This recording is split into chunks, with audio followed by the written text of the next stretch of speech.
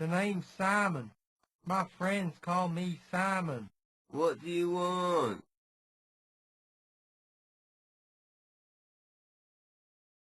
I want to know what's going on here.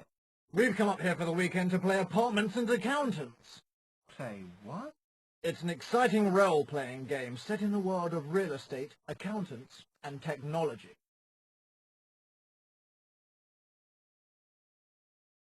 You mean it's sort of like Dungeons and Dragons? What's so interesting about Dungeons and Dragons? That's just real life. In this game, you get to meet DJs, politicians, and Danny Baker. I think we better get started. Can I watch? No problem. Just try not to disturb us, okay? Whatever. Okay, right.